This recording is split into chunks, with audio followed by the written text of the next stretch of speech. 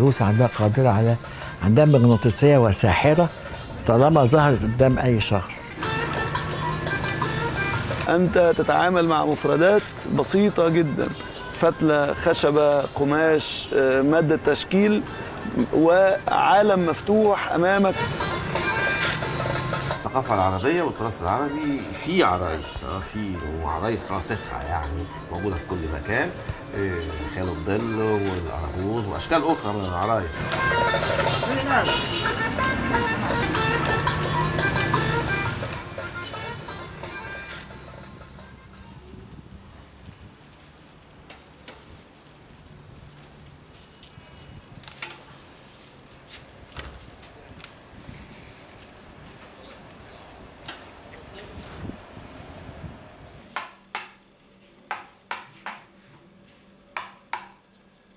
أنا اسمي ناصف عزمي. أنا اتعلمت مسرح في باريس، وبعد كده اشتغلت فترة ممثل وفترة تانية سينوغراف، وبعد كده اتجهت للعرايس وعملت فرقة عرايس في فرنسا، وعملت عدة عروض،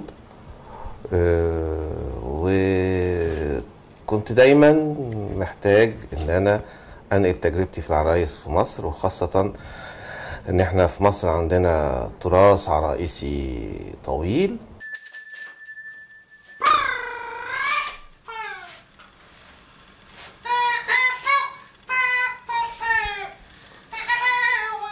احنا فرقة الكوشة تخصصها او اختارت انها تعمل عرائس في الفضاءات العامة، يعني عرايس الشارع، مسرح شارع وعرايس الشارع، ده تخصصنا، ما بنشتغلش في الصالات في الوقت الحالي.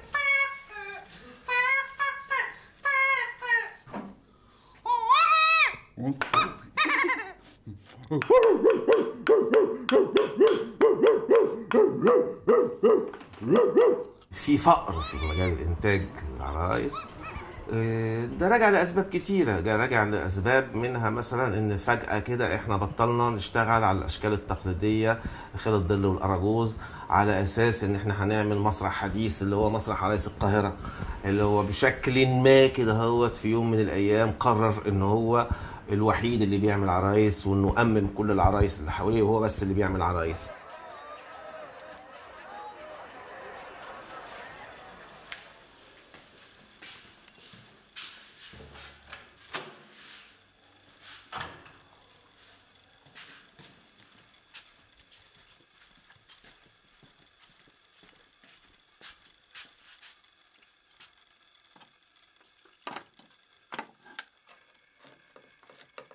ابتدي نشتغل احنا التلاتة نفكر وندرس الموارد وصلاح يقول افكاره، ده افكاره، سيد افكاره، لحد ما حطينا افكار وكملوها، عملنا اللي هو الكبيرة اللي بتتعرض في المسرح، وسجلناها تاني بقى. التسجيل الاولاني كان فلات كده، عملنا اوركستريشن وعملنا شغل بتاع مسرح يعني، وبس. وبعد ما عملناها 35 دقيقة افتكر، كانت 35 دقيقة. أنا أعتقد يعني إنه سر النجاح الكبيرة عبقرية هذا الثنائي صلاح وسعيد مكاوي صراحة.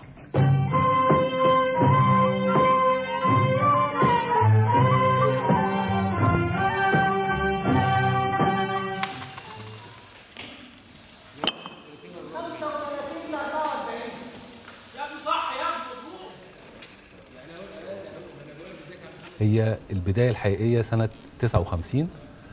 لحد التاريخ ده ما كانش فيه حاجة اسمها مسرح العرايس في مصر. كان عندنا الأراجوز وعندنا خيال الظل وعندنا صندوق الدنيا وعندنا حكايات الشعبية التلقائية الفولكلورية البسيطة.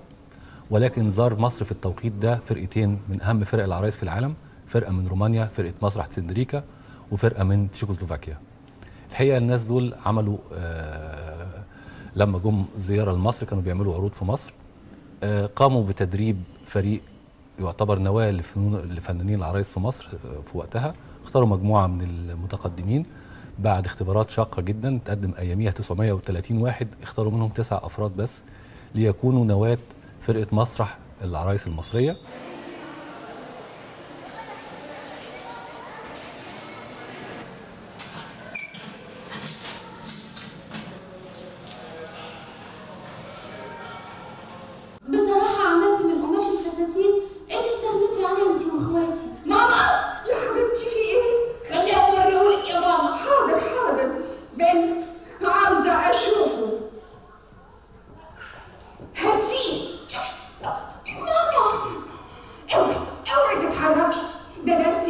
عشان تحرمي تضيعي وقتك في عمل فساتين لنفسك.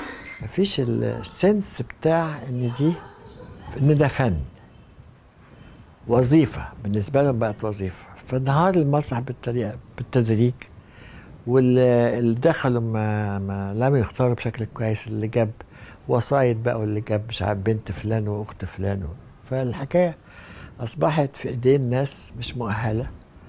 فالمسرح بالاضافه الى انه الدوله برضه ما بتقومش بدورها بالنسبه للمسرح. والمسرح على فكره عايز اقول لك انه اكتر مسرح بيدخل فلوس الدوله.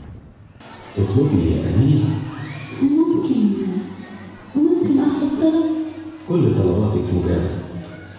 لو تسمحي. اتفضلي. عاوزه لكل اخت من اخواتي عريس. يا اميره يا طيبه، طلبك اتحقق. يا ابن عمي يا اولاني، عليك بالاولانيه هتكون زوجتك من النهارده. وانت يا ابن عمي يا تاني، عليك بالتانيه هتكون عروستك هي كمان. وانت يا اميرتي، اتفضلي.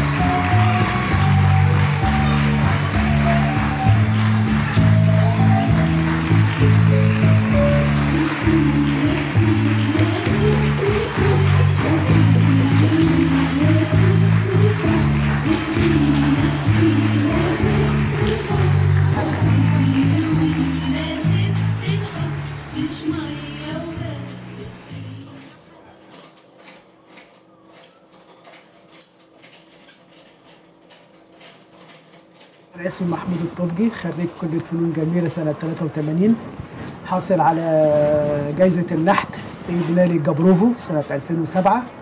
بشتغل في مسرح العرايس من سنة 87 لغاية دلوقتي، يعني قرابة 30 سنة. عملت خلالها حوالي أكثر من 32 عرض مسرحي. أنا مسؤول عن نحت العرايس في مسرح العرايس. من أول ما بنبدأ نقرأ النص ونشوف التصميمات بتاعته بالشكل ده، بنبدأ نوزع العمل، كل واحد بياخد جزء. أنا بتولى جزء اللي هو الشخصيات، الكاركترات بتاعت الوشوش وكده، والكفوف والرجلين وكده، وببدأ نجمع الخشب بشكل معين عشان يبدأ يعمل كتلة نقدر نلحف منها الدماغ، وبرضه بنحاول نقطع الكفوف ونعمل الحركة بتاعتها يعني.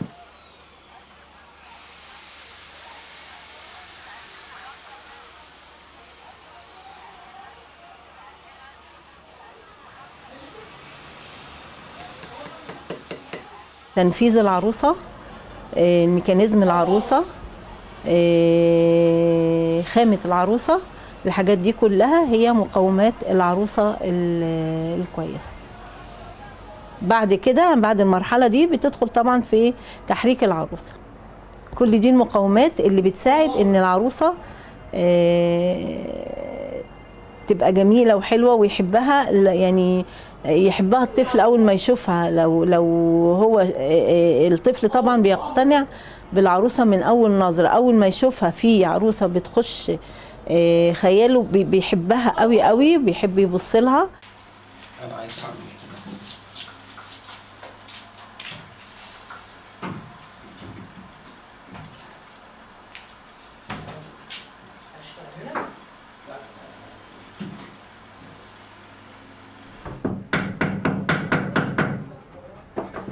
اقعد نفس العقدتين هنا بس فوق بعض.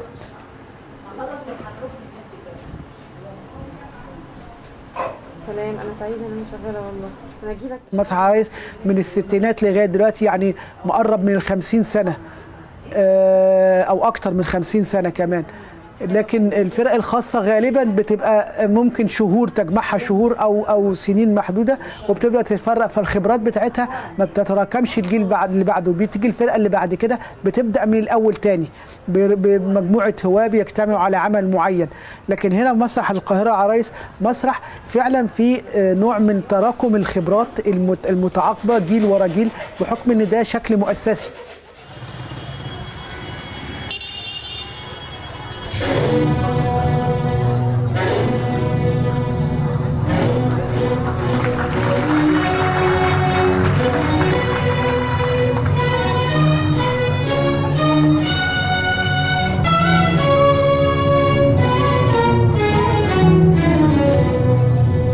الآن مر 12 سنة على بدء نشاط مسرح الساقية العرائس، إنما أم كلثوم 10 سنوات بالفعل، لأني ما كانش عندي الشجاعة من أول يوم أقدم أم كلثوم.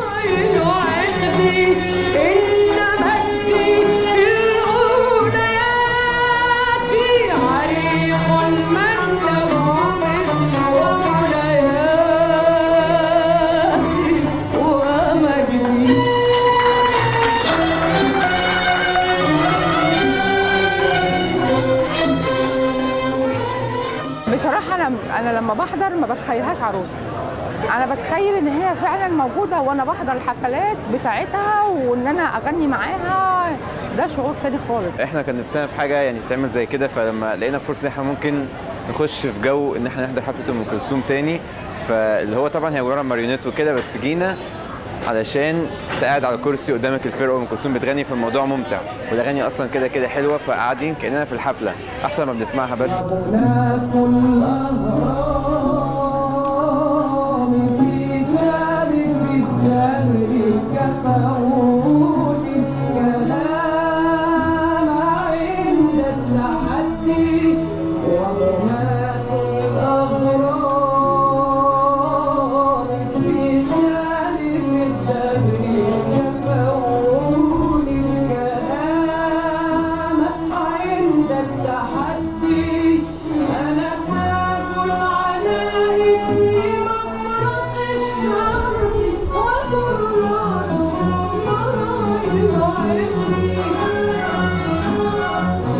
مع ظهور مسرح الساقية العرائس الحمد لله بدأت فكرة إقامة أو تكوين فرق مسرحية للعرائس تزداد، والعروض الفردية والثنائية كثرت وأصبحت موجودة على الساحة بالفعل في أماكن مختلفة.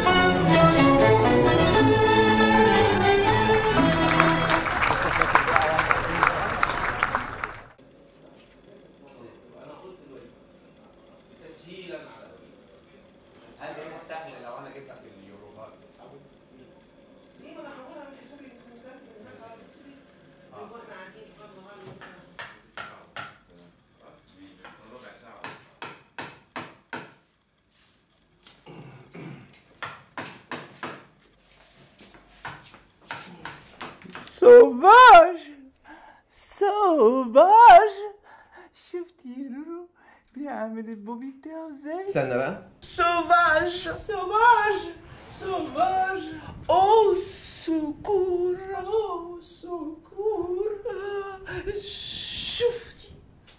شفتي يا لولو؟ لولو يا لولو تعالي هنا. لا امشي الناحية التانية، امشي الناحية التانية. ايوه لولو ايوه كده ماشي، اثبتي هنا. يلا اعملها تاني، خش الدخلة دي تاني كلها. ها سوفاج سوفاج. ايوه. أرجوز عروسة قفاز بتتحرك من اسفل لاعلى، فاللاعب بيرفع ايده بالعروسة، فرفع الايد دوت احد عوامل الاحتجاج، احد اشكال الاحتجاج.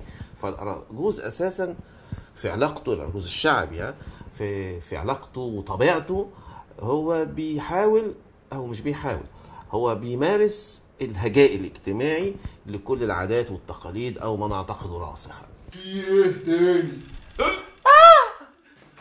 لا كل مرة بتغلط فيها. في ايه تاني؟ ما انتي كنتي كويسة. افهم؟ ماشي. أنا اسمي يوسف بجاتو وخريج فنون مسرحية قسم سينوغرافيا، وبدأت أشتغل في العرايس في 2012. اتقابلنا مع ناصف مدير فرقة الكوشة في الذكرى السنوية للثورة، وكنا عاملين عروسة وكنا بنحرك العروسة دي في الشارع. فناصف قابلنا وقال لنا لو حابين نعمل الشغل ده نقابله، يعني نروح نشتغل معاه في الفيوم. ففوجئت بعد اسبوع ان هم جم، واحنا فعلا كنا ابتدينا نحضر لحاجه، وجم ولقونا بنشتغل مع اسلام ومع بقيه فرقه الكوشه، واندمجوا معانا وطلعنا اول عرض وتاني عرض وتالت عرض، لسه لغايه دلوقتي شغالين مع بعض.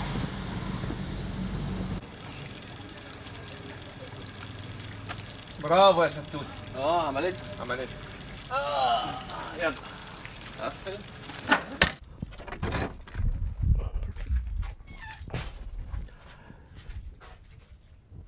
دي هنا بقى اللي احنا بنسميها مقبرة العرايس.